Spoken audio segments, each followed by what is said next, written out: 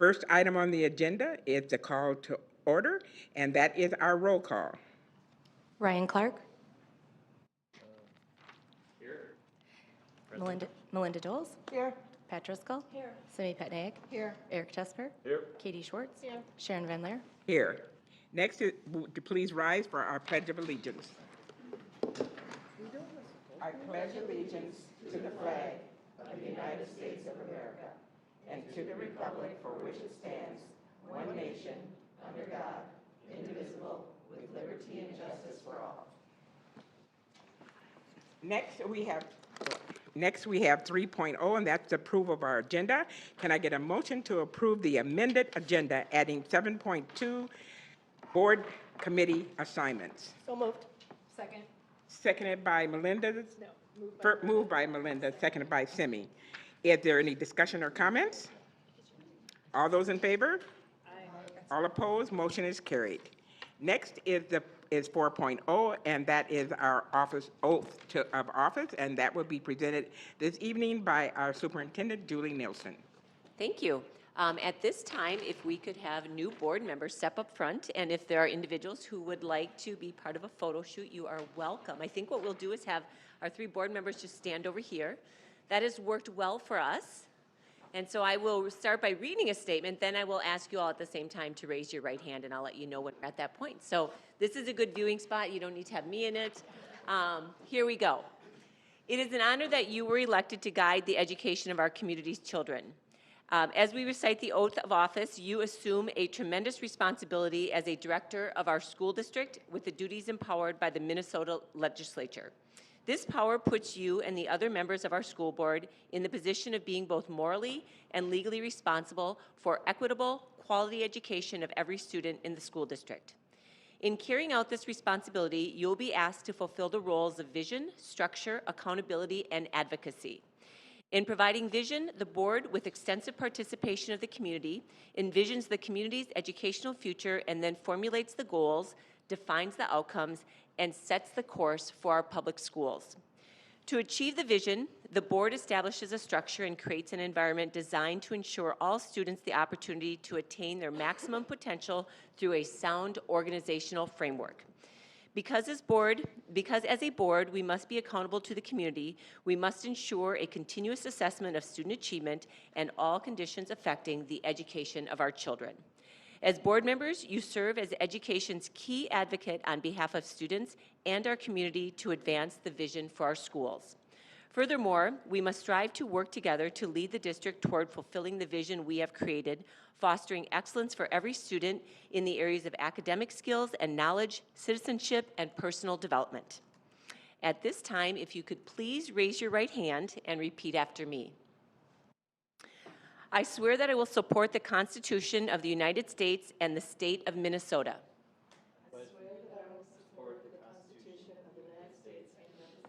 That was the longest phrase. I will discharge faithfully the duties of the office of school board member of Independent School District 833 to the best of my judgment and ability. Congratulations to Ryan, Melinda, and Simi.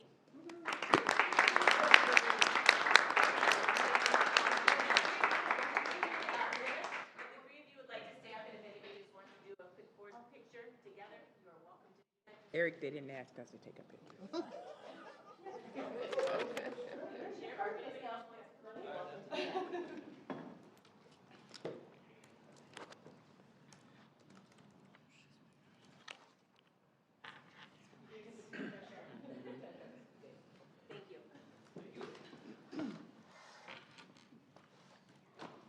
Okay, thank you, Superintendent Nielsen.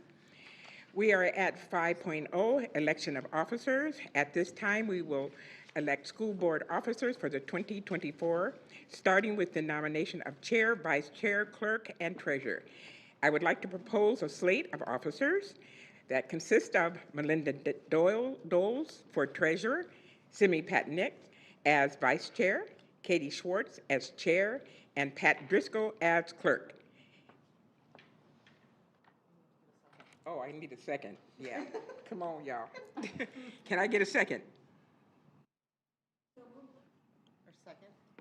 Seconded by Pat? Yes. Okay. Is there any discussion or comments? All right. Seeing none. It was moved by Sharon, seconded by Pat, to approve the slate of officers as presented with Melinda Doles as treasurer, Pat Driscoll as clerk, Simi Patnick as vice chair, and Katie Schwartz as chair. All those in favor say aye. Aye. All those opposed say nay. Motion is carried. Congratulations, Ms. Chair. Okay,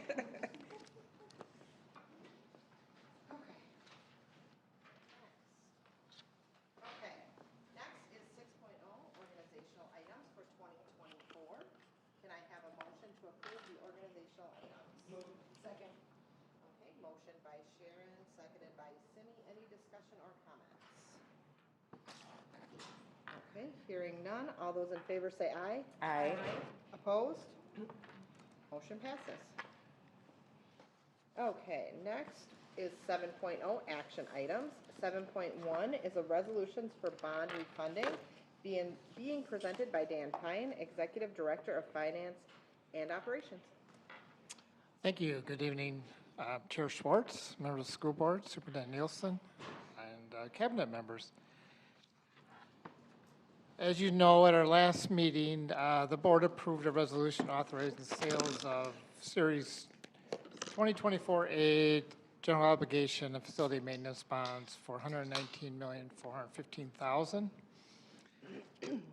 Since then, with the recent decline in interest rates in municipal bonds, the school district's financial advisor is estimating a net total reduction in property tax levies of about $300,000 if we refund our 2014 alternative facility bonds of about $14.8 million. With that, the reason we had to put an item on the business meeting tonight was that we're asking you to approve a resolution that would amend and restate a resolution relating to all this bonding, and that will increase the amount of the bonds. I'll leave that up to Jody Zesba of Ellers. Jody Ellers of Zesba. Anyway, to explain the pre-sale report, as the sale of the bonds will be on January 18th, and how we got to these amounts and what the bonds are for. Great, thank you, Dan. So I will just highlight a little information on each of the pages of the pre-sale report. Our first page at the top shows the different components of this bond issue. So assuming you proceed with the refunding to capture some savings for your taxpayers, this bond issue will have three components. So first of all, congratulations on the passage of all three of your referendum questions. That was exciting to see. The two bond referendum questions total a little over $200 million. We are proposing moving forward with $100 million of that authority with this issue. We have taken a look at the draw schedule, or the amounts that you'll need for your projects, and that should get you through early calendar year 2026 when we would move forward with the remaining authority. So this will be the first portion of that issue. The next component is your facilities maintenance bond issue. And each year you approve a 10-year plan that includes projects that you will be financing for the maintenance of your facilities. So the taxpayers in this district have supported many new facilities, and to protect the investment that they've made in those facilities, the long-term facilities maintenance program allows you to do that. So you have three sources of revenue to finance those projects that are in your 10-year plan. One is bond proceeds, and we generally issue bonds every other year so that you will be taking care of your projects for the next 2 years with these bond proceeds. You do have an annual tax levy, so when Dan presents the tax levy information at those meetings, and if you see the MDE report, that's 36 pages now in size 4 font. One of the levies included in that report is your long-term facilities maintenance, what we call your PAYGO levy. This district also qualifies for some state aid, which is unusual. Not all districts qualify for state aid, but you get about $3 million every year from the state to support those projects. So you're generally taking care of parking lots, roofing needs, all of those things that protect the investment that the community's already made in your facilities. So that is the second component, and then the third component is the refunding that Dan mentioned. So you'll see that described in the first section on page 1 and also reiterated in the purposes section. And then at the bottom of the page, you'll see that the debt service levies will be made with annual property tax levies and the state aid that you receive as part of this long-term facilities maintenance program. So turning on to page 2, this describes a little bit more about the refunding savings. So your 2014 A bonds have interest rate or coupon rates of 3 to 3.5%. And we are estimating that a refunding of those bonds would have a true interest cost rate of 2.93, and that you would also get a premium on the bonds. And that's amount in excess of the par amount of the bonds, which can be used to pay off the bonds. And we'll show you how that plays out on some of the schedules. The net effect of this, of the premium and the new interest rates would be a reduction in future debt service levies. Your levy's already been set for taxes payable 24, but for fiscal years 25 through 29 by an average of, or by a total of about $300,000. These bonds are callable on February 1st, so right after we close on this bond issue, then we will issue the call notice, which has to be done 30 days in advance, and then move forward with calling those bonds. This particular bond issue, every time you issue bonds, you do set a call date. So this bond issue will have a call date of February 1st of 2032 for the maturities that start in 2033 and later.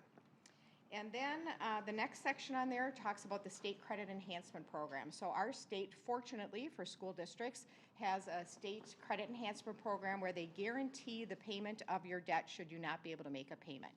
So under that program, you'll see that Moody's assigns a rating as part of the state credit enhancement program at a AA1. The highest rating that Moody's assigns is a AAA, which is what our state has. The state credit enhancement program is one notch down from that. So we always recommend that districts participate in this program. There's no cost to participate, and investors and underwriters like to have that extra assurance and that higher rate on your bonds. So your bonds actually go out with 2 ratings. One will be the state credit enhanced rating at a AA1, and then your current underlying rating is a single A2. We did have a rating call today with Moody's, and it was, let's see, Chris and Dan and Julie all participated in that call and did an excellent job of representing you, armed our analysts there with lots of great information. The concern from Moody's and the reason that you're at a single A2 now has primarily been your financial condition. And so we talked a lot about the improvements that have been made, the support you've received from your community for the increase in both the operating referendum and the capital project or technology levy and how that's helpful. And they like to see a 3 to 5 year trend of improvement. So we're kind of within that window. So we're hopeful that we'll see an improvement, but there's no guarantee. So the last time that you issued bonds was in 2022, your facilities maintenance bond issue. And the rating agency provides a scorecard, and they show the different factors that they use, the weightings that they assign to those, and at that point in time, your scorecard indicated rating was one notch higher than where you're at right now. So at that time, they were starting to feel like there was a little upward pressure on your rating, and they thought if things improved a little bit more, that perhaps the next time that you are out for bonds, that hopefully they would be willing to give an upgrade to you. So we'll see. We don't know for sure. He did not commit to any upgrade at this point in time because it's a committee process, and he only had your fiscal year 2022 data included in their records so far. So we just had provided him with the audit. Once they put that 2023 data in their system and go through their scorecard calculation, that should bring even more positive results. So we'll see. There's, again, no guarantee, but certainly last time we talked with them, they recognized the improvement in your financial condition, and they're certain to see that again this time.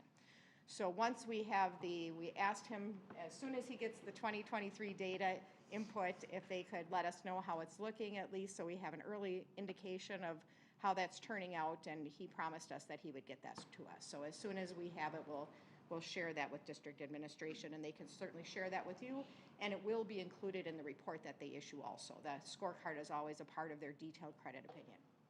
So I know there's been a lot of interest in the bond rating, and I know this board and administrations has been very committed to improving the financial condition and hoping that that would be a result of that, the upgrade. And so we'll see. We certainly have had a lot of positive information to share, and I think that was helpful.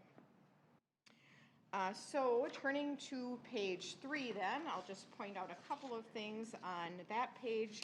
The second section mentions the method of sale. Of course, we solicit competitive bids on your behalf. So just like you bid out any of your projects, we bid out the interest rate on your bonds, and we're expecting to see a lot of demand. There has been a lot of demand recently, and we're expecting that to continue.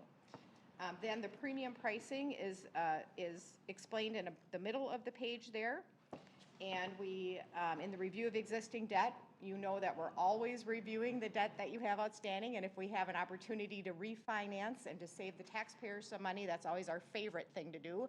So this is an opportunity. This is a smaller bond issue today, but still, as long as you're moving forward with this issue, and if you can save $300,000 for the taxpayers, we thought it made sense, and that's why we brought it to Dan's attention and decided to present you with the amending resolution tonight. And then we get into a couple sections of regulatory requirements, continuing disclosure. Once you issue your bonds, you are required to continue to report on your financial activity and other indicators each year. Arbitrage monitoring, investment of bond proceeds, and then at the very bottom of page 4, the other service providers that we're working with in conjunction with this issue. And I should mention in the middle of the page there, once we close on the bonds, we anticipate investing the proceeds from the refunding component in state and local government securities. Those are yielding a pretty high rate right now. They're safe. We'll put it in an escrow account, and then those funds will be available along with the interest earnings, which we expect to be about $77,000, will be available then to call the bonds on the call date. So turning to page 5, this is a schedule then of the bond issuance. So you approve the initial resolution for the school building and facilities maintenance components at your December 14th meeting.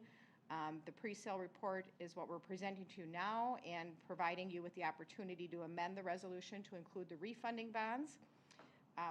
We had the due diligence call to review the official statement yesterday. We had the conference call with Moody's today. We issued the official statement on your behalf, so it's out there publicly for underwriters and investors to take a look at. And then we are going to receive the bids and proposals the morning of your January 18th meeting. We'll present those to you that evening. And we expect to close on February 8th and then call the bonds, your 2014A bonds, on March 14th. The next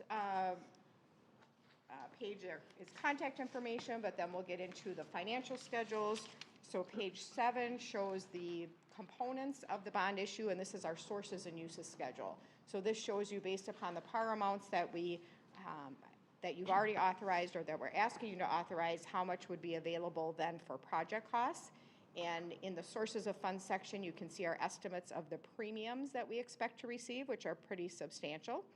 And then the amount that would be available for your projects is included at the bottom of the schedule in the initial deposit to construction fund, and then the deposit to the refunding account along with the interest that we expect to earn is what will be needed to call the bonds, the callable maturities that you have in your 2014A bonds.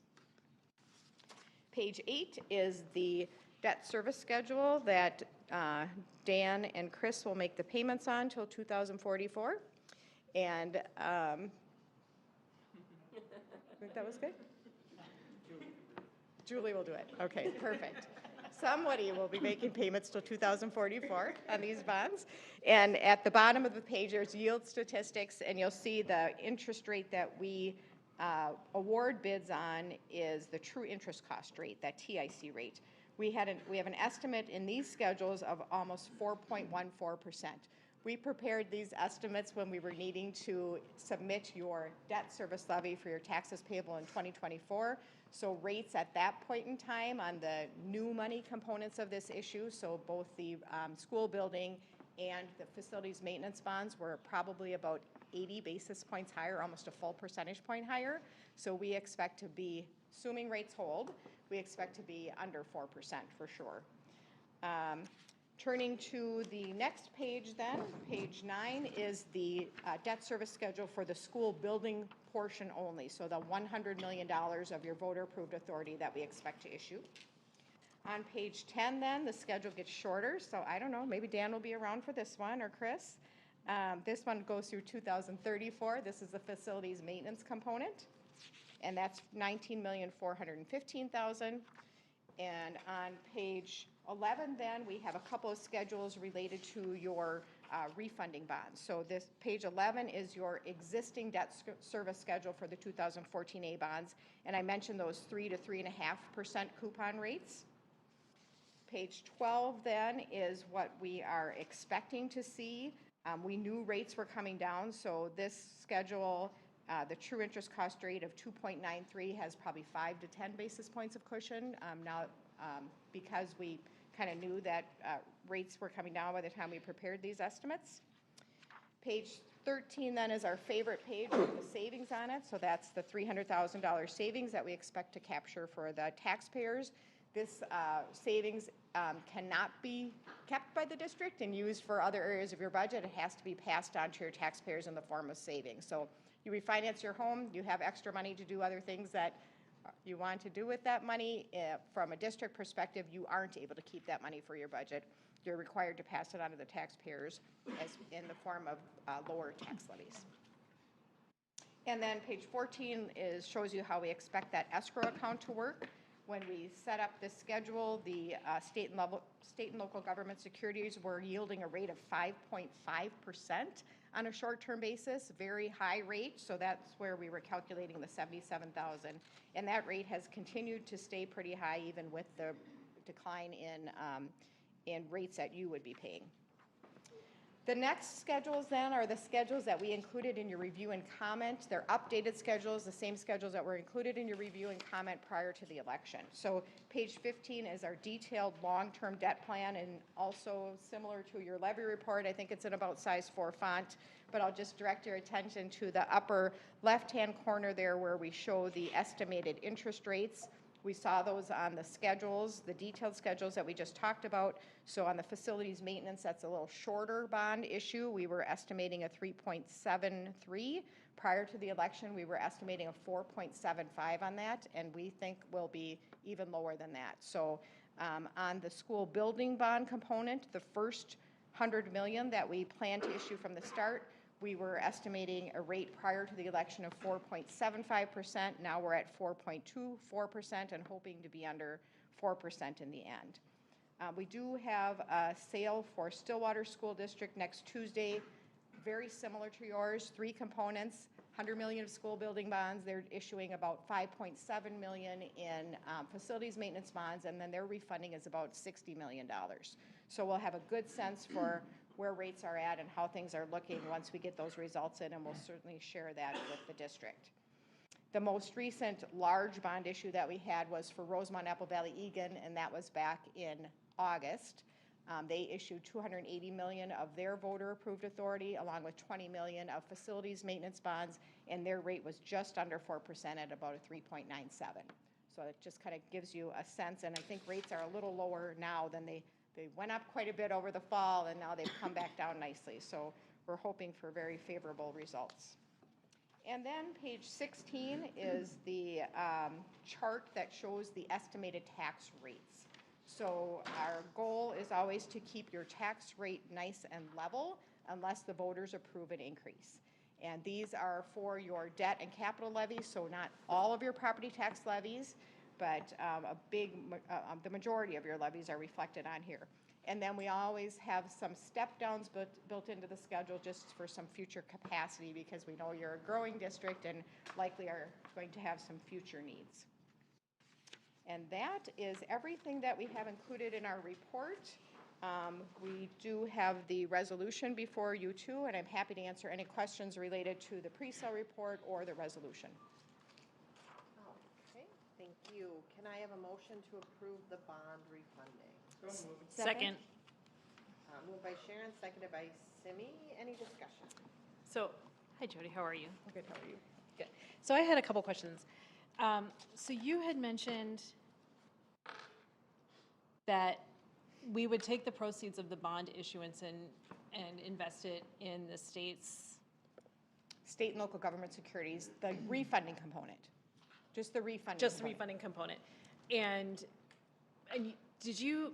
did I mishear, did you say that that was over 5%? Right now, that's what the rate is for slugs or state and local government securities. But then Short term. But we're paying out we would be paying out 2.93%? You're paying on your current coupon rates on those bonds until you call them. So those are, yes, so Okay. those are at like 3 to 3.5% rates. So, For that short window of time. So we're going to close on your bonds on February 8th, and then those funds will be, we have to issue the call notice. We have to give the bondholders 30 days notice. And while we're waiting to call the bonds, there'll be these proceeds from the refunding bond component of this issue only will be placed in that escrow account. that's at 14 million? Yes. Okay. And that's what will yield The 300,000? Or with the Oh, 77,000. the 77,000, okay. It seems like you make more money, or is this fund So not? we have an inverted yield curve now. Yeah, oh, okay, So, yes, so the Okay. short-term rates are much higher. okay, Yep, so we'll take advantage of that. okay. What is the timeline for Moody's, like typically when you do these calls with them, what is the timeline for them to come back with an updated rating? So they are going to get back to us next Wednesday. Oh, wow, okay. And then you were mentioning, so Stillwater and Rosemont Apple Valley have both recently gone out. Do they have different ratings than what we have? Stillwater just got their AA2 rating affirmed. Okay, So they're at a pretty high rating, and Rosemont Apple Valley Egan is at a AA2 also. okay. And so, and is that what we are hoping to see from, or we don't know? No, you're at a single A2 right now. Oh, okay, So that's quite a bit higher, yeah. Okay. So and Yeah. they don't move, they'll only move like one step, or they're not gonna move like, I know we're not gonna be AAA, right? But they're not gonna Right. move, they Yeah, don't, there are 3 AAA districts in the state, Edina, Minnetonka, and Wayzata. Those are the 3 that have AAAs from Moody's. There's only 2 right now that have AA1s. Rosemont Apple Valley Egan did have a AA1, and when Moody's went through an update to their methodology a couple years ago, a lot of the outstate districts got an upgrade, and Rosemont Apple Valley Egan unfortunately got downgraded to a AA2. They were a AA1. And South Washington County Schools years ago was a AA1. and so, does Moody's ever, so Moody's does do periodic, like, affirmations of their ratings, just to make sure, so like, we request when we think we're gonna be able to get an upgrade, but then typically, So anytime you issue debt, they require you to go through a rating process. oh, okay, If you aren't issuing debt over a few years of time, they will initiate what they call their surveillance process. okay, So, so if you're not actively in the market, then they will absolutely take a look at where they're at and go through a similar process. It's just not initiated by the district, it's initiated by them. okay. So the last time we went through this process then was 2 years ago, 2022, when we yeah. did our, okay. Yep, that's correct. And you'll have to go through it in 2026, because you'll be doing Because that's another when issue. we'll issue the other half of the 200 Correct. million. Correct. Okay. And they can, in between that, they could initiate their own process too. They do an annual review, and Chris usually shares that report with us, that they have they call it their ACRE report, annual issuer comment report. And so that gets issued every time they get new audit results from districts. Okay. Okay. And so, like, I know you've mentioned in the past that like municipal bonds seem to do very well in them, and so that you don't anticipate that there's going to be any concerns about these issuances, like, because I just look at this interest rate and I see what, for example, like banks are emailing me, right? And so Yeah. there's a gap, and so I wonder why would you take this rate when you can invest elsewhere? So you get a double tax exemption, right? You're exempt from state and federal taxes, and taxpayers in the state of Minnesota enjoy that benefit, right? Not in all states, but in our state we do. And it's very safe, very secure. So in times when there's a little more unrest and if there's volatility in the stock market, a lot of times we do a lot better with municipal bonds because they're safe. Okay. Out of curiosity, like, as you get more bids coming in, like, I know when the bids come in, we take what's best. Like, does that often drive down our cost? Yes, we're expecting a lot of demand this month in particular, and that's not uncommon because many bonds have either a January 1st or February 1st call date. So bondholders know, they'll be getting a notice. They'll know Stillwater's bonds are getting called. They'll know your bonds are getting called. So generally, those investors want to reinvest in municipal bonds too. So we tend to see more bids and lower interest rates in the months of January, February, March, I would say. So that's pretty common. Probably 8 or 9 out of 10 years, we do see lower rates at the beginning of the calendar year for that reason. Okay. I think that's all I had. Oh my gosh, oh, I'm so sorry. I'm not using it, and I'm gonna get yelled at. I picked the wrong microphone up. Any other questions or comments? No? Okay. Oh, no. This is a resolution and we need a roll call vote, and Dana just walked out of the room. Well, I can do the roll. Is she coming? Linda Doles, Yes. Eric Tessmer, Yes. Simi Patnaik, Yes. Pat Driscoll, Yes. Ryan Clark, Yes. Sharon Van Leer, Yes. and Katie Schwartz. Yes. Great, thank you very much. Thank you. We'll see you in 2 weeks. Hopefully Thank with you. good results. Always good to see you, Julie. Yes, you guys too. Thank you. Okay, next up is 7.2 Board Committee Assignments, and that will be presented by Sharon Van Leer. Good evening again. I learned that from you, Dan. I just don't have no jokes tonight. All right. Board members have had the opportunity to share their preferences of what internal and external committees they were interested in. I gave you a deadline, and you all responded. You were good children. So I recommend that we approve the committee assignments in front of you.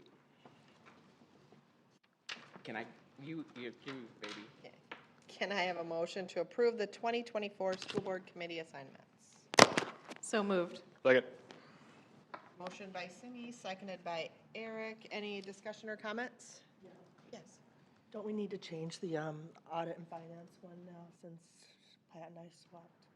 Yes, we will change the audit and finance to be myself and you, Melinda.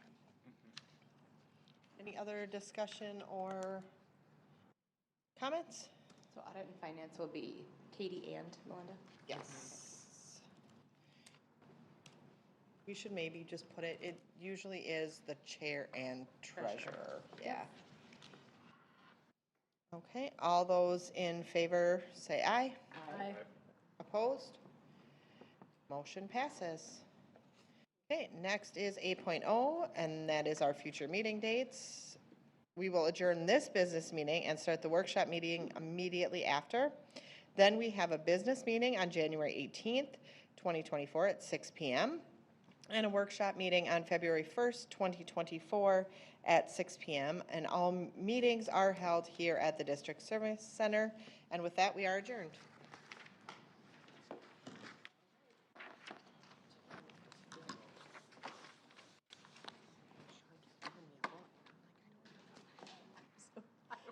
I like picked it up because I was like, oh, it's right here. This is obviously mine. And then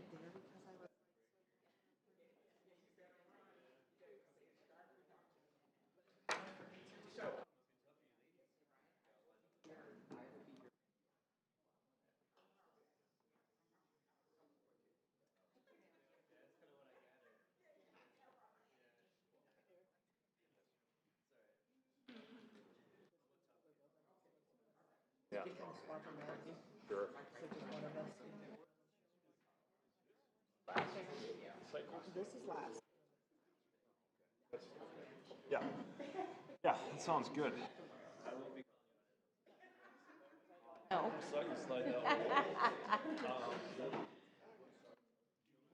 Those two meet regularly? The special ed one meets, I think, like once a trimester maybe. Yeah, and it's usually a late Monday night meeting. Like it's 8 to 9 kind of thing here. And it's the last one I was at this year. Okay. And I've never been on the early childhood, so I don't know. On that one last year, When do they meet? I don't even remember. I couldn't make a lot. Sometimes. Oh, You're welcome.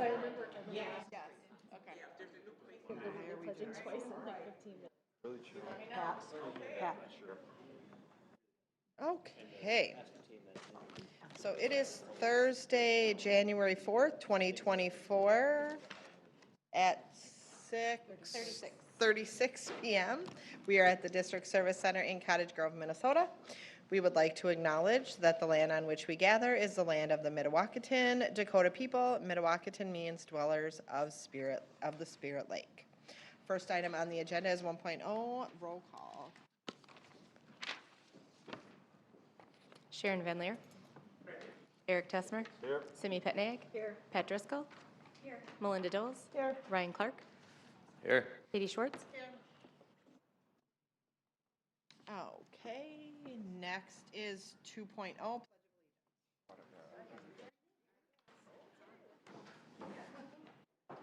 Pledge allegiance to the flag of the United States of America and to the republic for which it stands, one nation, indivisible, with liberty and justice for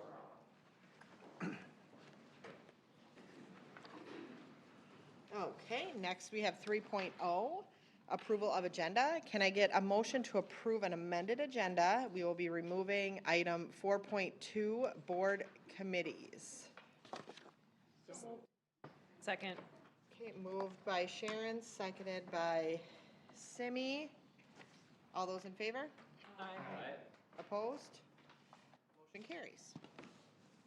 Okay, now we're on to 4.0 workshop items. 4.1 is an update from Armstrong and Crestview that will be introduced by Assistant Superintendent Tyrone Brookins. All right, good evening. It is with great pleasure that I introduce two amazing leaders who are going to showcase their sites with the board this evening, and Andrew Kaflish and Jody Houston.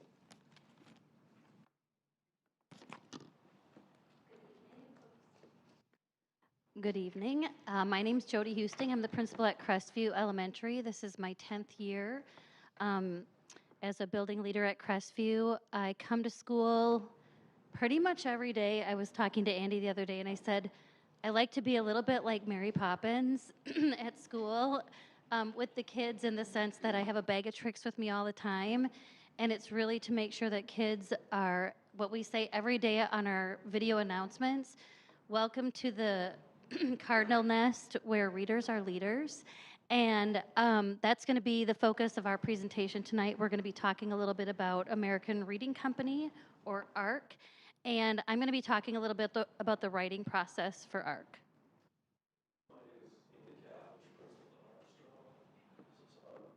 It is. Been in the district for, 22 years, 9 years at Armstrong. This is my 10th year as principal. And then when Jody's finished talking about the writing process, I'm going to talk with you a little bit about the reading component as it relates to ARC, and then also something called School Pace, which is an online tool that we use for tracking student growth. So we're going to try to keep our presentation to 10 minutes. There's a lot that comes with ARC, but we're going to do our best to give you that information in that 10-minute time frame. Andy reminded me a couple of times today that it's 10 minutes. Not sure why. So American Reading Company provides materials that we use at our elementary schools to teach children how to read and write. The materials and training were new to South Washington County Schools during the 23-24 school year, so we're in our second year of implementation. and we've been able to experience a lot of growth over that time. And I'm excited to share with you a little bit about the writing component, particularly in, not that we want to just say we write during Unit 2, but in writing, in Unit 2, which is from about November until most of our grades are still in it right now. They're working on a really intense research project at every grade level. And so we'll talk a little bit about the topics, but also just a little bit about the many ways and times during the school day in which writing is introduced or reinforced in the classroom. So you can see up here, there's daily writing. We look for engaged writers. We look for students' own writing products, students' writing craft improving, writing conferences where teachers are working with readers and writers on specific writing skills. Teachers are modeling writing. We're using effective use of mentor text, and students are learning how to use writing rubrics. And that's right from kindergarten on up into 5th grade. The next piece that I wanted to talk about, a noted benefit for the American Reading Company materials is the really deep connection between reading and writing. So if you can see up here, it takes you from left to right. Admittedly, I'm not great at making graphics, so this is the best I could do. But teachers have access to robust classroom libraries in every single classroom. And so on the left there, you can see those bins. There are orange, white, black bins on the left. Every single classroom has reading materials in them every single day at a variety of reading levels. We have digital libraries, and so if you look on the right, the digital bookshelf, every student has access to a wide variety of informational text and fiction text. And then these are all loaded on their student devices, and then the materials are complemented by our building media centers. And so every school also has an extensive collection of literacy for students to access throughout their reading and writing day. When we look at ARC, there's a little bit of a transition. We have a kind of kindergarten and through 1st grade scope and sequence for writing. And so the tasks and writing to text would be students writing daily, using graphic organizers or rubrics to measure their own progress toward proficiency. Teacher models at the point of need, but we really want that reading and writing process to become independent. Teachers are sharing mini lessons. They teach and reinforce specific grammar, language, and foundational skills as needed. So we're really trying to set that base of what we call learning to read so that we move into 2nd through 5th grade, reading to learn. And so we'll talk a little bit more about that. In kindergarten, oh my goodness, that's not what my slide looks like. So it's supposed to say structured on one side and independent on the other. So the kindergarten students are learning the basic writing skills and structures through teacher-modeled lessons, and then they move into taking that information that's introduced through the teachers through those structured lessons to become more independent. And I have a couple of examples on the next slide of kindergarten writing that was generated this December. And so this is in our 2nd year of using the ARC writing process. And it doesn't look dramatically different from writing that students have done in the past, but it is very focused on informational text. And that's a very specific goal for the American Reading Company, is that students are really learning how to use text that is informational in nature. So all 3 of these writing pieces are about fox, as you can see. So my fox is a something. A fox can climb trees. Foxes have orange and gray fur. And so you can see that there are a variety of different levels, and we take learners and writers at every level, and we try to build their confidence and stamina in writing. So.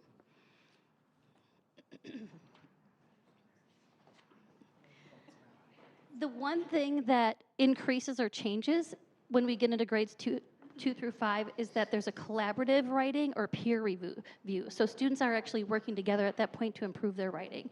And so everything else stays the same. Teachers are going to model at the point of need. It's going to look different for all students, but collaboration and peer review are added to the daily writing experience for students.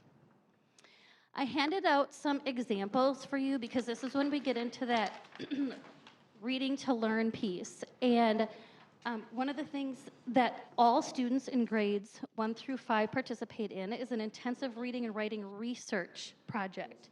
So students begin the unit with a variety of research questions, and they increase in complexity as kids get older. But I'm just going to pass these books around because they're so impressive to me as a building leader in that these questions take kids through a remarkable writing process like I've never seen before, particularly in context of informational text. We've always had students do writing. We've done a lot of personal narratives because who doesn't like to write about themselves? And we've done reports in the past, and we'll talk a little bit about the difference between a research project and a report.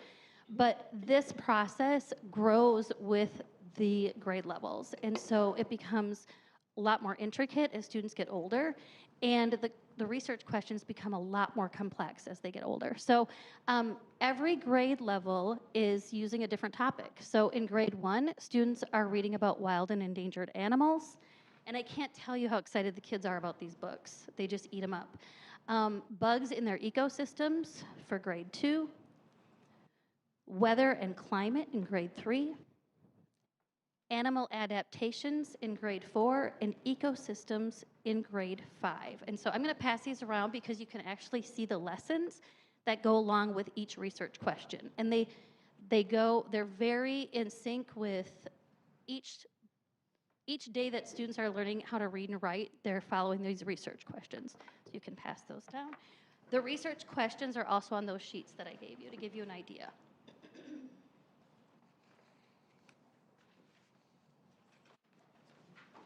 So one of the things that's unique to ARC is that it requires a mind shift in helping students understand how research works.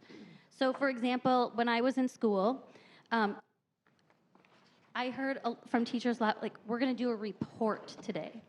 And so the students are reading a text to find specific information. But with ARC, the writer is reading multiple texts. So there might be, so this is a 5th grade example here by our former 5th grader, Ava. So this is from last year. And she was writing this for her research paper. Will you just scroll up a little bit, Sean, because this is the ocean ecosystem, but scroll up or down a little, because it really talks about the different text features. So kids do dedications, they have glossaries, they have to cite their work, they have table of contents, they have, they're utilizing vocabulary, they talk about the different characteristics. But the difference between this and a report is that they also have to make inferences when they're reading. They have to analyze the text, and sometimes they find out that the book that they're reading doesn't even have the answer to the question that they have. So they might have to say, I've already read 2 books on this, and I haven't gotten my research question answered yet. And that's unique to ARC. And it's really exciting to see from the teachers, and then listening to the excitement of the kids talking about it. It's unique to anything I've seen with writing before, so that's kind of fun. So they have to synthesize information to answer, and they find out that they really start to see themselves as researchers, and they talk about that. They're like, we're researching this right now. Some of the noticings and conversations that we hear among students and teachers is that there's a deep motivation for writing.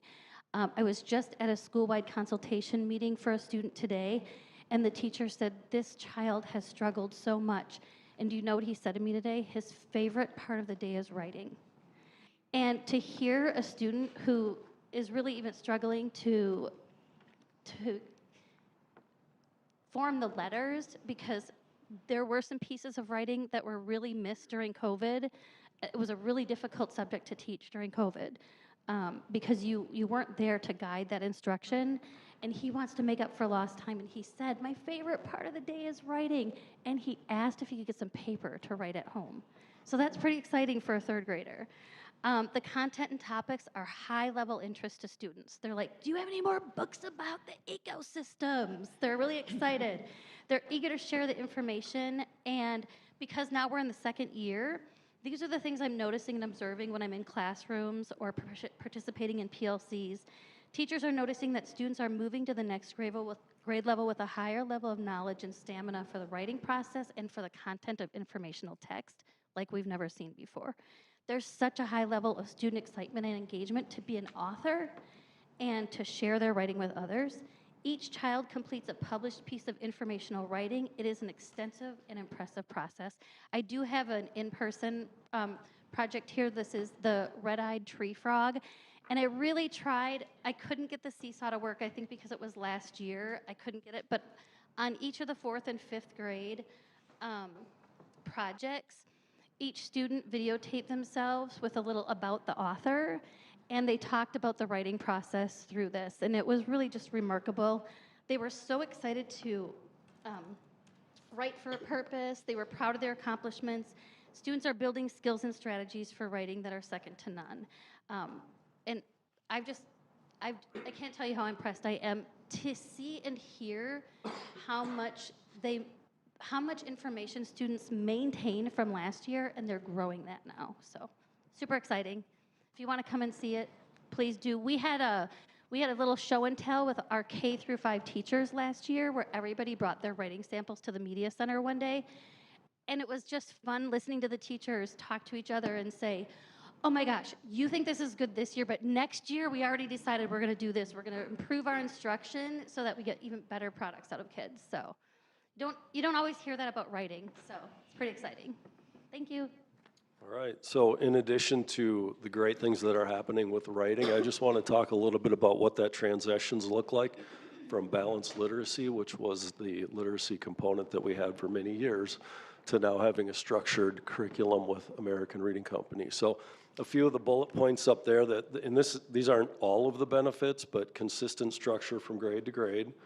We have a consistent structure from school to school, and the increased opportunities for PD support from a principal's perspective. I think that's one of the highlights, is the support and the things that are happening at TLS and how folks are able to come out and provide consistent PD support for our teachers, and as well as American Reading Company. We've had a number of PD sessions with the folks that are part of that company. And then consistent materials for new teachers, so the process for onboarding a new teacher when it comes to literacy is quite different with this program. And then School Pace is the next piece I want to talk to you about, and that's that online program that our teachers are using, and that provides important data and growth reports for individual students. Now, the information I'm going to show you on the slides is not relevant to individual students, but trust me, this system can dig down to real specifics about individual students if you ask it to. And so this is the framework that our teachers are using for determining a student's independent reading level. It's pretty impressive. There's a lot of information in there. And when you look across the top of that chart, you see it starts with that RTM, and it goes all the way over to gold. Those different colors are all different identified reading levels. And I pulled up this report. This is actually a report from Armstrong today. And this is what they call our ERLA reading levels for the building. So it goes through by grade level, kindergarten through 5th. You can see that top to bottom. And then the red are considered emergency level. The yellow are considered at risk, and the green are considered proficient and beyond. What's important to understand about this is not set in September and kept the same until May. Every month, the expectations change. So there's a day each month where you'll see it slides a little bit to the left until the kids have more time with the teacher to grow in their reading level to the right. And the exciting thing that I'm able to share as a principal is I ran that exact same report on January 4th last year, and we've had a 15% increase in the number of students who are at that proficient to above level. And in second year implementation with a program, I feel like that's something that's something we should be celebrating. And then the next piece I pull up just gets into a little bit more of the specifics that come with it. So when we're talking about a student's reading level, their teacher conferences with the student to identify a specific power goal. It's not the teacher telling the student what the power goal is. It's the teacher and the student conferencing about what it is in their reading that would most benefit them and help them move forward. So the kids are seeing the progress throughout the year as they have these individual conferences with their teachers. And each of those, obviously, is a component of what we offer in the ARC program. And Jody and I want to thank you for your commitment to public education, of course, and taking time to learn about what's working in our schools and the great things that are happening with ARC. And I open up to any questions you might have. Thank you very much, Jody and Andy, for presenting today. Does anyone on the board have any questions or comments? I do. I'd like to know, what do you think is the biggest challenge for the teachers on those skills? It looks to me like phonics, is that correct assumption? Yeah, okay, yes, that's a good question. So if you were to go back to phonics, there are a number of students in that phonics category. And then, yeah, if you could just flip back one more. Like twice as many as... Yeah, right there. So like if you were to look at, let's go with tracking. That's a very specific skill. And it's really easy for teachers to teach the skill of tracking and move kids off of tracking to another skill. There's so many components to phonics that it's the largest, I would say, of the ranges. Would you agree with that? Right. So in the phonics, there are so many components that kids can be working from one level to the next or one component of phonics to the next. Does that make sense? Well, I have to tell you, my background is teaching speech learning disabilities and using a phonics program. I learned phonics instruction when I was in grad school. So I know teachers come in and they don't know. And as an experienced principal supervising, I was able to close the achievement gap. So I know a little bit about that. But one of the things that I learned was that these kids weren't really handicapped. They just didn't learn the phonics in the younger grades. Mm-hmm. And I also found that some of my teachers, even though I sent them to a workshop, they didn't know the difference between a long A and a short A. And they didn't know the sounds. And also I had issues with kids hearing the sounds when they were young, and those kids had hearing problems that we weren't identifying. And kids who get ear infections, they can't hear those sounds, and so they develop later, so we have to keep at it. One of the things I found was successful was online phonics programs, that they hear the sound, and they're fantastic, and they make a huge difference quickly. They're expensive, and it's called Lexia, and I think it's part of your program, Lexia, I'm not sure. But anyway, that's the component that really helps with the Title I kids and the kids that are struggling. And even the upper grade kids who don't still get it, they catch on to it. But you need the teachers, and you need the teachers to know what it is, and you need the principals to be able to identify it when it's there. I think it's fair to say that phonemic awareness and phonics instruction is at the probably the peak of every conversation that we have around literacy right now, not just in South Washington County schools, but it's really nationwide. And so many schools are looking at different programs right now, and we're actually working as an administrative group right now at identifying where we're going to get the biggest bang for our buck on which programs are the most effective. Yeah. Yeah. I think people would concur with you. Yeah. Okay. Well, if I can ever help, just give me a call. I can talk all day about this. Thanks, Pat. I had a question, Jody. It's nice to see you, by the way. So looking at all of these books, they're all science-based. Is that kind of how the reading curriculum is structured? Yep. So that's really intentional on the part of ARC, that there is a strong connection with science. It works really well in our favor at Crestview because we have a partnership with Shepherd Farm right now. So they're actually taking the information that we're working on in ARC, and they're developing lessons for our students. And we just found out that we got part of a grant to be a partner school with Shepherd Farm next year, where they're going to be having a naturalist coming to our school to reinforce all the information that students are learning based off of the content from ARC. It's also aligned with the grade level standards for science. So we do want it to be interdisciplinary because that's real life. And then, Andy, I had a question. You were talking about how, like, school pays you can go in and you can get really deep data on any specific student, and teachers presumably can look at like trends for their class, or you can look at trends for grades or whatever. How much time is spent, administratively, or how difficult is it for the teachers to stay on top of this so that they know what's going on? So it's much easier in year 2 than it was in year 1. The challenge in year 1 was the actual teaching of the new program in the classroom, and then trying to learn the school pace on top of it. We spent a lot of our summer PD working on school pace and putting systems in place for teachers to have a little bit more efficient process to be able to do that.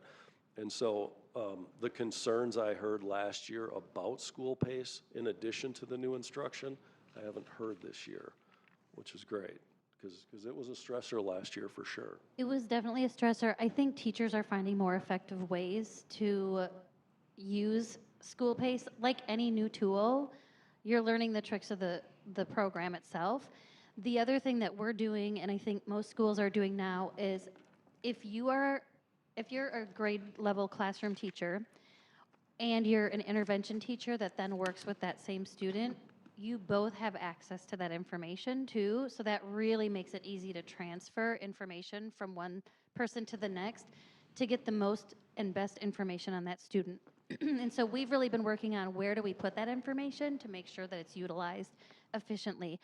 If we're all putting information into a document and we don't know how to read it, it doesn't make any sense. So we've been spending a lot of time on how we get the most out of the data system. But it's definitely, like any new program, we're learning with it, and we've provided feedback to ARC too on how they might be able to make it more efficient. But good question, because it was a we heard about it last year. And the other thing I would say to that is it is so comprehensive. Like, it's impossible to get it down in a year or two. I mean, there's so much information. There's like any program that has different levels to it. I mean, ARC Resource alone is something that we've been spending more time with teachers, because ARC Resource is something that really supports what's happening in the classroom, but having time or getting into ARC Resource to find the materials. And then we have teachers who find things that are working great in the classroom that take time then to share with their colleagues where they found it. And so it's really been a collaborative effort among teachers to sort of grow and develop as we're using school pace. And trust me, we're going to get better at it as the years go. And ARC continues to update school pace as well and put more information in there for us. And every time they update it, they'll put videos to show teachers how to access the updates.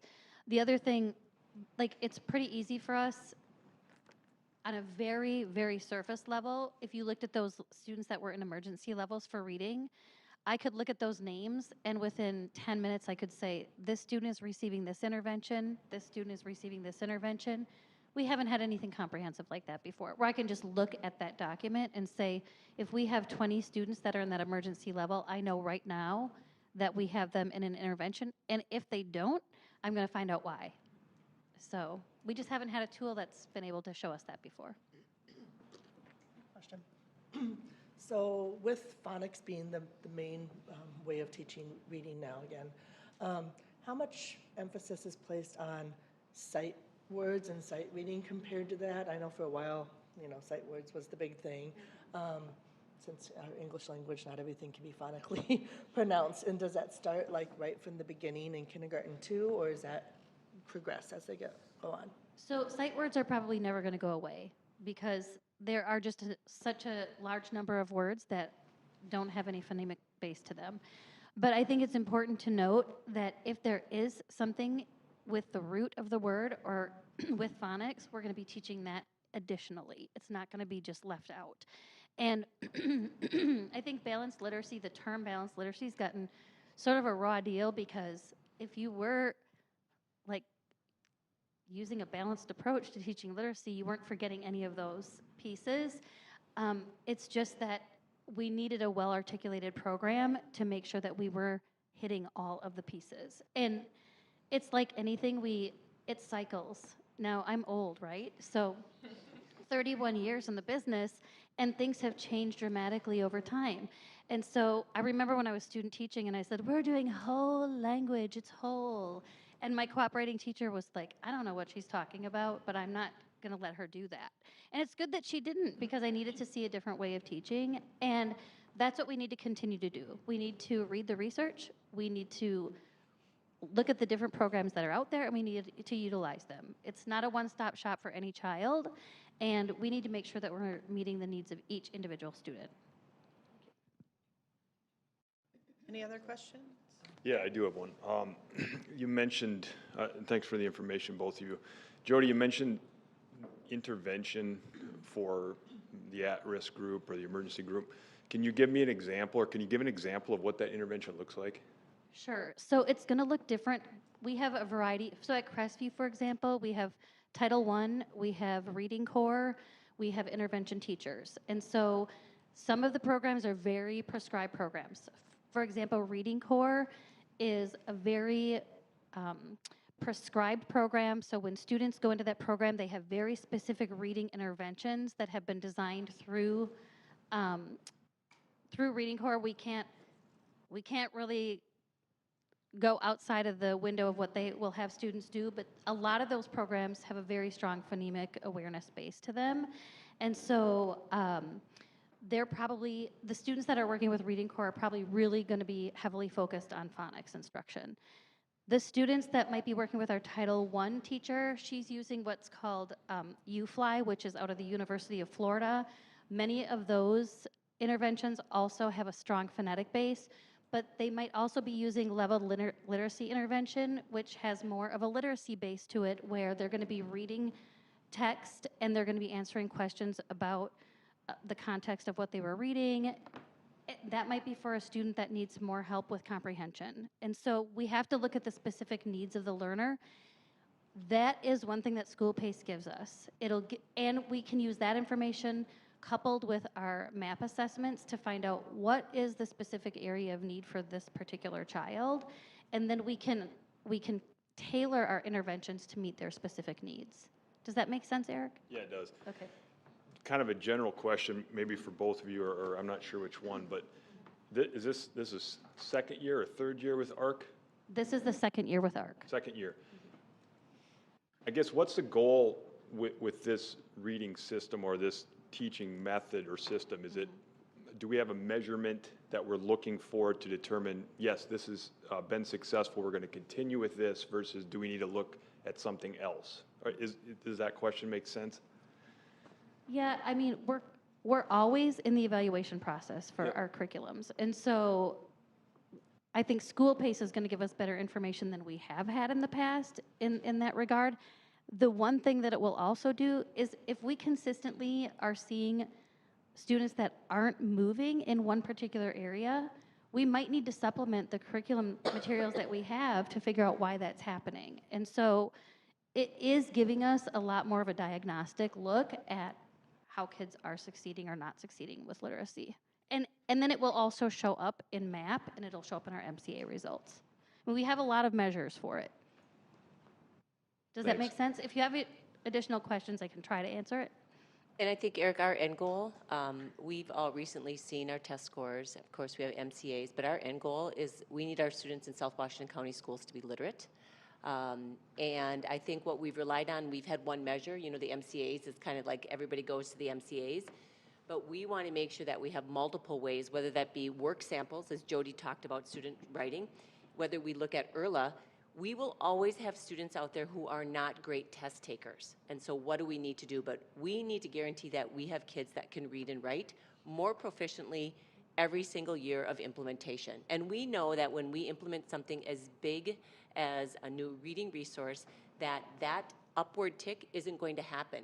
Matter of fact, typically when you implement, there's a downward tick and then we start to climb up. And so it's great to hear from our school leaders that they continue to see and hear from our teachers that our students are able to do things that they hadn't been doing before. That's a really good sign and some good indications of early data. And the great thing, as a district administrator, we all have access to the entire district. So we can look across the district, K1, 2, 3, 4, 5, to take a look at how are we doing as an entire system. So that allows us to have interventions from a district perspective, from a school perspective, from department perspectives, so that there's a layering, so that we can guarantee that our students are more literate. So to piggyback off of what Julie said, MCAs, I failed to mention that the ERLA can be given at any time. So this isn't just like a point in time, consider it like a fall, winter, spring assessment. Students can receive an ERLA from the teacher whenever the teacher feels like they're ready to move up a level, which is important to do because that's going to potentially change what those power goals are. And so when I showed you the power goals, if I was to show you that next month, it would look different than this month because the students' power goals are constantly changing as they're growing and developing. And I think it is making us look much more strategically at what interventions individual students are getting. Because that's a puzzle unless you can really dig down into what the need is. And we're getting more information from, not just from this tool, but as a tool. I have a question. What is a ERLA? Okay, so the ERLA, it stands for Independent Reading Level Assessment. And so these colors, purple through, the gold are the reading levels. Yeah, and if you were to look at that slide again, you don't have to pull that up, Sean, but if you were to look at it like Jody says, she's old, I'm old too. When I was in third grade, I was taught third grade. Like that's what we were taught to read was third grade. It didn't matter where your reading level was at. You better be at third grade. And if you're at fifth grade, it's going to be easier. If you're at first grade, good luck. And when you look up there and you see that range, you can see in first grade, we're going from 1Y all the way up to 1R. So there are kids in multiple, call them grade levels in terms of their reading ability. And then the teacher's teaching to that independent level for those independent students. And we're trying to look creatively on the other end of the spectrum. When we look at fifth graders that are at like a 1G or a 1B, we're trying to look at what kinds of reading materials can we give fifth grade students that make them feel engaged and that they aren't looking at a picture book with 2 to 3 words, with 2 to 3 pieces of text on there. And so whether that's using a reader's theater or trying to get creative with music lyrics or something to get kids motivated to read and to engage with text at a level that makes them feel good about themselves, because otherwise they're going to shut down. I have another question now. That brought up another question, what you said. So it goes to fifth grade level, but you go beyond that, right, with the kids, if they are ready for it? These levels don't end at fifth grade. Okay. It's just that the grade levels end Okay, at fifth all right. grade. But silver, some of the books we wouldn't even go into, depending on what grade level a student was at. I just had one question. I think it's the next slide. If you can go to the next, yeah, this one. So the topics along the top, vocabulary, comprehension, et cetera, are those in any specific order, or are there any, like do kids move from, because, I can see, there's a lot of kids in first grade in tracking and there's nobody in fifth grade in tracking, right? So I'm presuming some sort of leveling based on, how old kids are and what kind of skills, your fifth grader knows how to track, right? But is there any relationship between those, and do kids move back and forth? So if you're in phonics for this month, you may move to. That's just where their current power goal is. And so we have high leverage power goals that each student is working on. And those are the areas where most of our kids are working today. But it could change next week, it could change next month. And so do we have any, we want fifth graders to be doing more work around vocabulary and comprehension and less work around phonics, or is that not really a thing? I wouldn't say that's really a thing. We don't want fifth graders to work on tracking. Okay. Right. I mean, that's a pretty low-level reading skill. And so, but most of those other skills, you can see across the board there are fifth graders. Yeah. Or concepts of print are front cover, back cover, the directionality. So those are your basic concepts of print. So you can already see here, there are no students, even in K and 1, who have any power goals in that particular area. And while every student has a power goal, and we try to make sure our students know, we have bulletin boards where kids know what their power goal is.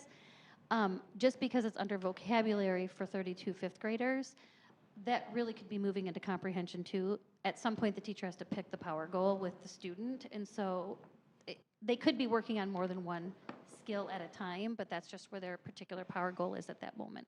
So it's like they have one thing that's like sort of their primary focus, but then they have lots of, Correct. okay, It's not isolated. okay. And then, so what is it, can you give me an example of what a typical fifth grade power goal might be?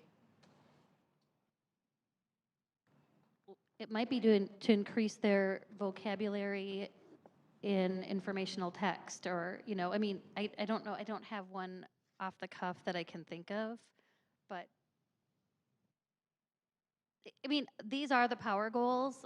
Vocabulary is the power goal, but there might be something specific about vocabulary that would be a power goal. Right, so like, that's, I guess that's what I'm asking, is there like a specific metric that within there that kids are, that they're setting as their power goal, or is it just kind of vocabulary in general? When a student does their ERLA, the ERLA will actually pull out a potential power goal for them and give you an idea of Okay, that time. okay. Does that Yes. make sense? Yeah. That's helpful, thank you. I can show you too, Simi. Stop by, I can show you. Related to that, just one more quick question.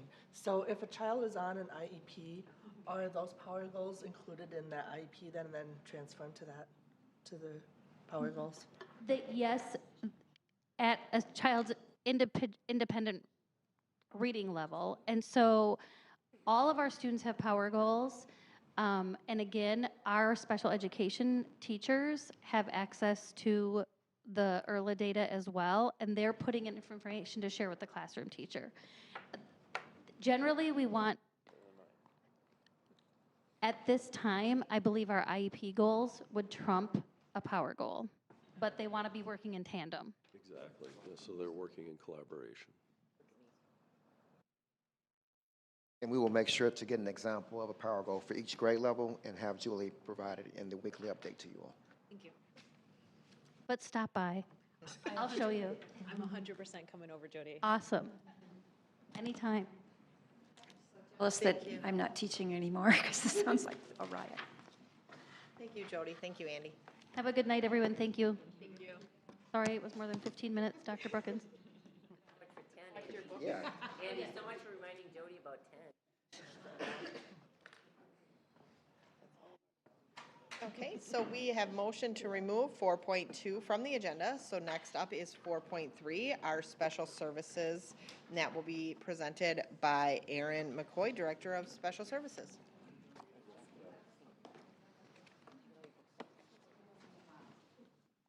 You can stay there, Erin, if you want.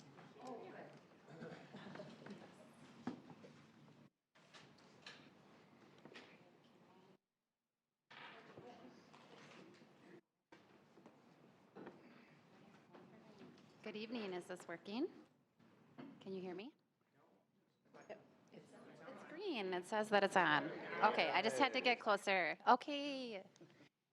Okay, good evening, returning and welcome new board members and of course cabinet colleagues. I am super excited to share some information around special services, and it was a perfect segue, Melinda, your question around how does this fit with IEPs? So we'll get into that a little bit as we talk about our department. So we can go on to the next slide. So I just want to point out that special services touches all of the layers of the work of our district, from our mission, our vision, our core values, and our strategic directions. And so tonight, our essential questions that we'll answer are really broad, and that's intentional. We'll continue to partner over the rest of this year and the years to come at a deeper level, but really today is an opportunity to reset, reboot, or maybe introduce for some these focus areas. So what are special services? What is our department structure? What does special education look like in SoWashCo? And just a little bit of information about what we've been working on so far this year and what we expect to accomplish yet with what's left. So I'm certainly not going to read this slide. It is intentionally robust because my hope is for you to understand at a quick glance that special services is much more than just special education or IEPs.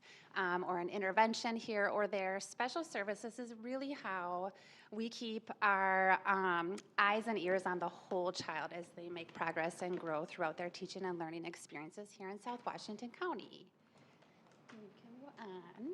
So in addition to all of the amazing talent and human resources that live in our building, I wanted to just share a snapshot of our district level organizational structure. So at the district level, we provide oversight of special services through a director. That is what I have the pleasure of serving as. We have 4 special services supervisors, and we've made some shifts or a restructure this year that included a reduction at this level, and that was very intentional. So this year, we have 1 supervisor over each level of programming that aligns with age or grade. 1 supervisor for early childhood, 1 for elementary, 1 for secondary, and 1 for our transition, or sometimes referred to as 12 plus or 18 to 22 programming. So then kind of underneath that, and really I wish we could just have this all in one row because it's not transacted in a linear way. It's a very comprehensive and collaborative. But we also have a health services coordinator that supports oversight of anything under health services for all 19,000-ish kids that we have, not just students on IEPs. We have assistive technology and due process facilitators or specialists. We have special services coordinators across our levels. And then we have a multidisciplinary team of specialists to support our most intensive behavior and mental health interventions. Just a snapshot of where we're at in special education as of this week. We are serving right around 3,800 students through special education. Again, that's birth through age 22. Our legislation adjusted this past summer to catch up to federal rules, and we moved from age 21 as an exit to age 22, which is great. We serve students for 1 or more of 13 educational disability categories. Right now, we are sitting at just shy of 20%, which means when you walk in our buildings, 1 in 5 kids that you see in the hallways, in recess, in the office, are served through special education because they've met eligibility and been determined to need that to make progress or receive a free and appropriate public education. And then I just wanted to point out, in case it's new learning for you, that we actually do provide services when necessary to students all year long. Sometimes we refer to that as extended school year, but in our birth to 5 programming, it is a different calendar. So in terms of what special education looks like in our K-12 schools, we often equate levels or intensity of service to a description of federal setting. And so this is just at a glance how that kind of shakes out, again, in our K-12 schools, because we do provide services in our communities, in our private schools, highly specialized programming or really intensive programming at alternate sites or even in care and treatment. But what really happens in our schools kind of falls under this umbrella of these federal settings of just a few minutes each day. We might be pulling a student out of their general education setting or classroom to a broader span of time, to really the majority of the day being spent in a specially designed classroom that's really intentionally tailored and staffed to meet highly intense and specialized needs. And that often includes environmental adaptations and considerations to respond to medically complex needs, sensory needs, anything related to whatever it was that made us identify that even with all of the things that we have tried to make success for this kid, we really have identified they have to do something very, very different in an alternate space in their buildings. And so within our K-12 schools, we have a variety of these specially designed classrooms that we often refer to as center-based programming. And the categories or labels that we see reflected they're not restrictive in nature. So for example, if you see a label of a particular program, it doesn't mean that the child necessarily has that exact label. Often they do, but we have many students who are served under multiple labels, and we really are working hard to shift the way that we talk about this programming to keep it around the needs and the special design to address those needs rather than this is your label and this is what we call your service, if that makes sense. And we'll have time for questions a little bit later. And then federal setting 4 does live on this slide intentionally. Some folks have a misunderstanding that setting 4 means you're 100% somewhere else, and it actually doesn't. It just means 50% or more of your day is in a separate facility or location. And so we have many students through our partnership with 916 who spend time in a school through 916 and time in our school. And as long as they're half or more there, they're still considered federal setting 4, but they are in our buildings. Even when they're not in our buildings, they're still our students. We still participate in their meetings. We stay families. And so the idea of federal setting 4 living on the slide is intentional so that you know that we keep a hand and a touch and a connection on every one of our students, regardless of where they're receiving service. Okay, so we have really worked hard to focus on alignment and coherence this year as a department. In terms of our restructure, in terms of the resources that we are investing in, the training, the curricular materials, it's all grounded in a concentration around how do we get better aligned so that we can be more efficient and position our teams to do great things for kids.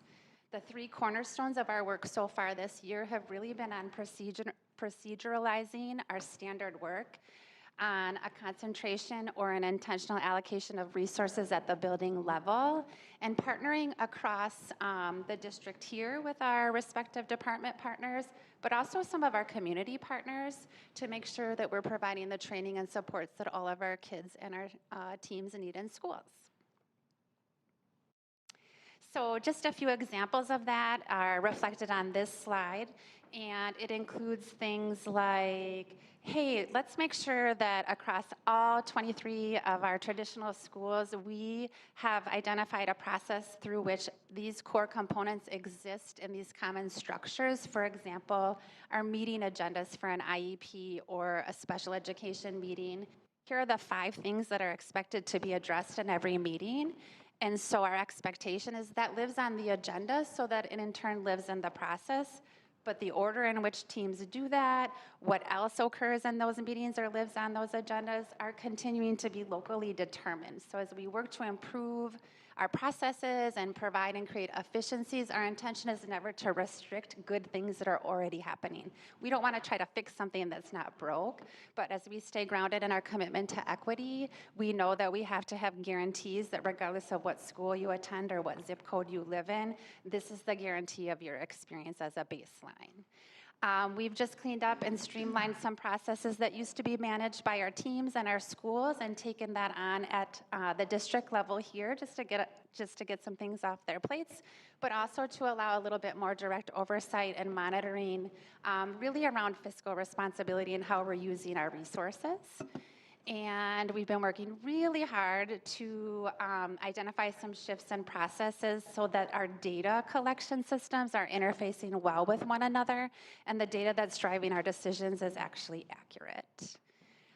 Again, working hard on targeting our supports and services through the building level concentration. Again, that restructure, working hard on increasing and improving our proactive supports, and investing in an expansion of the curricular resources that we know are working for kids, again, based on that accurate data and always based on teacher feedback and input. And then seeking some information on what else might be needed or missing or necessary. And then also being intentional about what we're reducing or potentially taking away. And the way that we do that is pretty frequent utilization reporting or data analysis. And I won't go too deep into that, but that never looks like, hey, it looks like this teacher only used something 5 times or we're going to cut off our subscription. That would just be one step of analysis to further some additional conversation or considerations. And then our kind of next category is just that cross-department teaming. So our partnership through special services and teaching and learning especially is really how as a district we meet our state and federal obligations of child find or locating, identifying, and evaluating students who are eligible and in need of special education.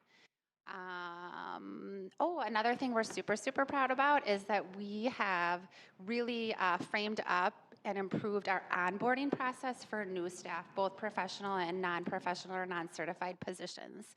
So we have intentionally designed some articulation of what we expect to be provided to and supportive of our new staff so that by the time they're sitting in front of kids, they feel really confident and set up well to do a great job with that.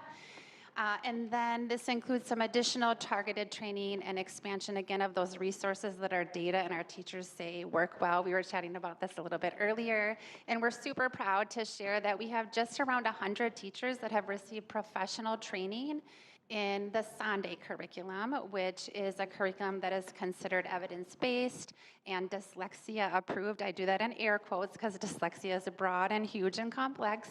And just like any reader, no one thing works for every student. So we can move on. Okay, so in addition to being so proud of the work of our teams this year so far, we are really focused on these 3 final things to accomplish by the end of the year. So we are working on developing an administrative manual, and the intention is never to be like, hey, principals, here's your manual, go do good things in SPED, right?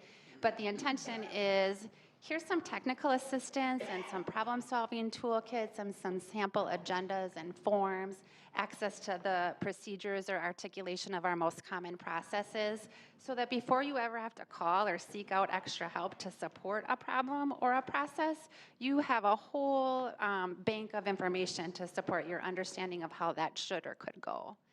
We are also working to proceduralize our intensive behavior support response system. So when we think about multi-level and layers of support in our schools and in our district, we have amazing talent and amazing skill set. I just got an email from Andy today sharing some accolades for one of our behavior specialists who I can absolutely understand why he's so thrilled with her work. And she's just one person. And so we have to be intentional about how we have systems that dedicate the right resource and the right level of intensity to the right need. Because circling back to Andy's celebratory share today, I don't have 16 of this person to have her in every single building, right?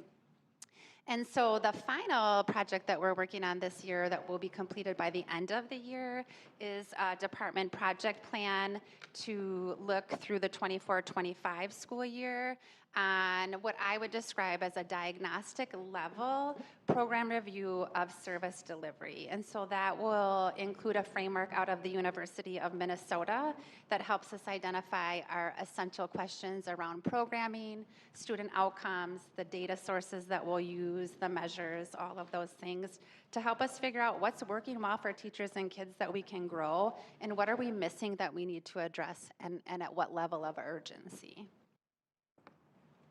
What questions do you have for me? Thank you. Any board members have questions? I did. I had just a couple.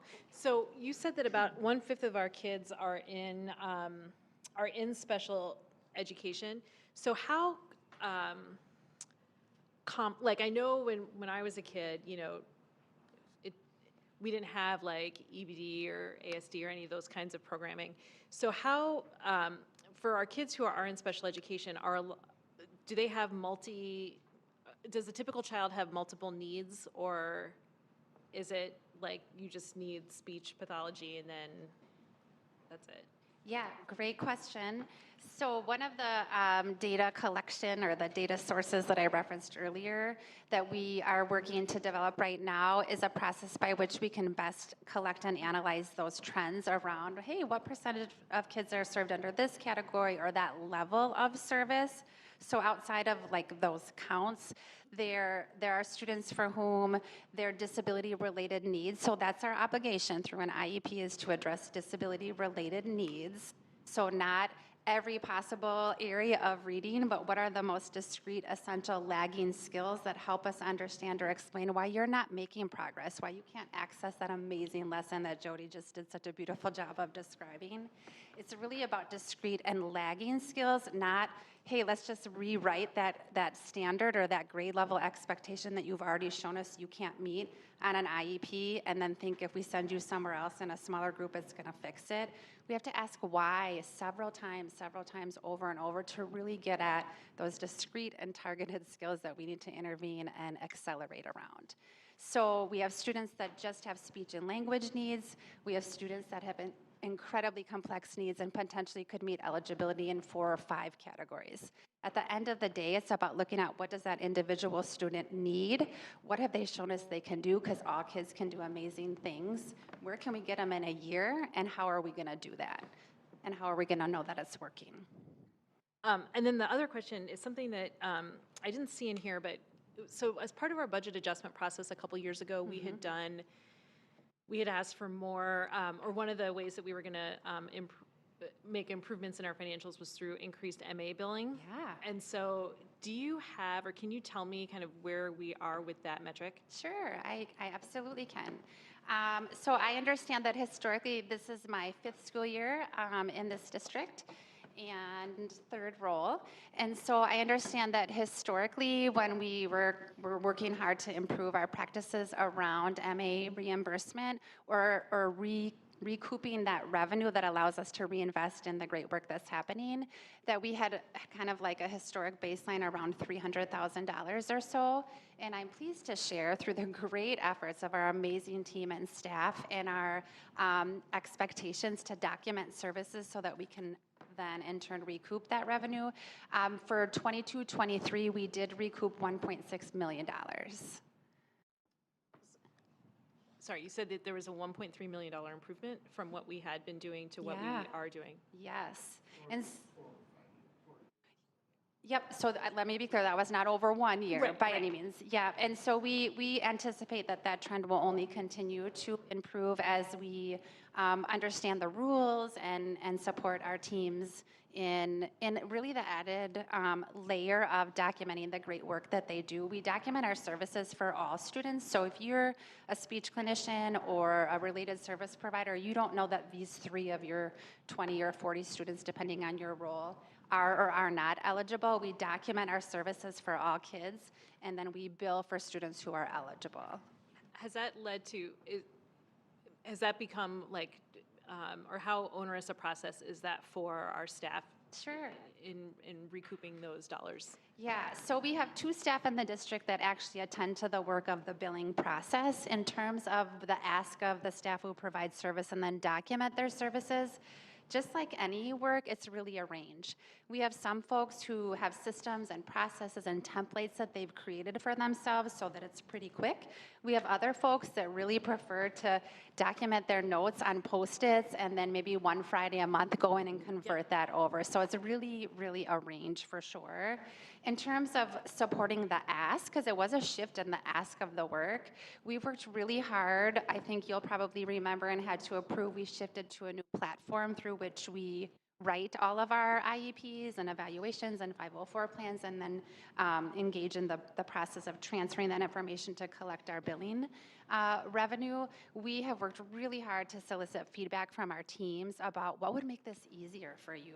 Can we turn this into a drop down so instead of typing you can click? What are the most common things that can be a part of a system to make it a little bit less of a lift for you? And we're always open to rethinking that. We partner really well behind the scenes with our platforms, SPED forms, in terms of like what can we make different for SoWashCo based on the needs of our amazing staff. Awesome, thank you. Yeah. Any other questions? Thank you. Thank That was you. Great information. Okay, now we are on 5.0, our information items, and the first item is 5.1, the first reading of proposed policy changes, and that will be presented by our superintendent, Julie Nielsen. Thank you. This evening, I am bringing forth, I always have to count quickly, 6 policies. I don't know why, we should just write how many I'm bringing forth. 6 policies from different categories this evening for review. As a reminder, we do have board members who are part of the Policy Review Committee, along with any executive cabinet member or director who has worked on the policy. They actually bring that to that small Policy Review Committee. So coming forth this evening, Policy 304, in regard to superintendent contract duties and evaluation, and there were no proposed changes there. 534, the negative meal charge, there is a change to the policy number, and that change is only to align with MSBA's policy number change. As you are aware, our students do have access to a reimbursable breakfast, free breakfast, and free lunch. Of course, we still have to be considerate of a negative meal balance should students be getting seconds or a la carte items. The third policy, 623, is in relationship to summer school instruction, and there was an addition of an annual review and attachments that included specific examples. Finally, 712, video surveillance other than on buses. And that policy was updated to reflect MSBA policy changes. And finally, 722, public data and data subject requests. That is a new mandatory policy that we are asking to put in place. And then finally, 903.3, relationships with governmental entities. The recommendation, as we review that, is that we would remove that policy as there is no MSBA policy. And in addition, when you take a look at that policy, if I look at the purpose, that particular policy that we would like to remove, it shares that the purpose is that the school board of South Washington County Schools will work with local, state, and federal government entities when it is in the best interest of the school district. And I think we all know that we work with local, state, and federal as we need to. And so again, there was no MSBA policy, and therefore we are requesting removal of that policy.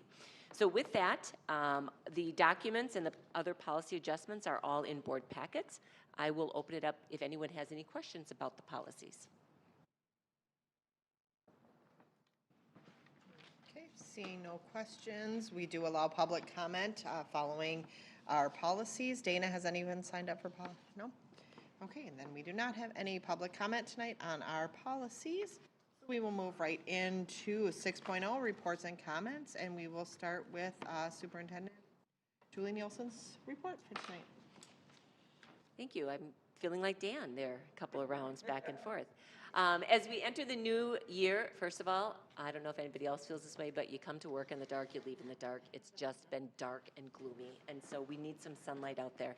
I don't care about the snow. I don't need a snow day, although someone today, I was out at a community event, and they reflected that last year this time there was a huge snowstorm, and then she looked at me and she said, and I think school was closed. I don't know, as a couple of flakes were falling. This is the time of year, however, when we are doing the rollover of students. We are preparing elementary-wise for kindergarten enrollment, and then there is the entire staffing process. And one may not believe, with almost 20,000 students, what goes into the next 3 months as it relates to the staffing process. Taking a look at space, taking a look at the needs of classroom teachers, the sections that are needed in particular at the elementary level, the student registrations and how that formulates what classes we have at our middle and high schools. We have staff and teacher leaves. We processed retirements. So these next 3 months are really busy as we make preparation for fall. It's hard to believe that we already are looking ahead to the start of the 2024 school year. This morning, as I shared, I was out at a couple of different events. I did attend a Rotary meeting this morning, as well as Good Morning Woodbury at Bridgman's, where there were about 50 business individuals who attended. And it was really a great opportunity, both the Rotary and the event at Bridgman's, just to say thank you to our community for the success on our 3 bond questions. And so it was just a great way to connect. I think some of the business people were pleased to see the superintendent out at an event like that where they get to know me. And I think, of course, during the pandemic, we were all in our offices and we were working, but it was a whole different thing. So it really feels good to be out in the community and to continue to make those connections. On January 12th, which is next week, for those of you attending MSBA, our own Woodbury High School choir, underneath the direction of Tony String, will be performing at the MSBA Leadership Conference. And then last, a welcome to Ryan as a new board member, and a welcome back, kind of, to Simi and Melinda. And I would also just like to share, this certificate came my way. This evening, this certificate is being presented by the Minnesota School Board Association. It's being presented by me from the Minnesota School Board Association. 2024 Director's Award to Melinda Doles of South Washington County Schools for successfully earning 100 points from MSBA-sponsored sessions to improve her individual performance. And so they did say I needed to make a big deal about it. So there was no check attached, Melinda. Actually, I took the, no, I didn't take the check. But this really nice certificate. So thank you for spending 100 hours during your time growing as a professional board member.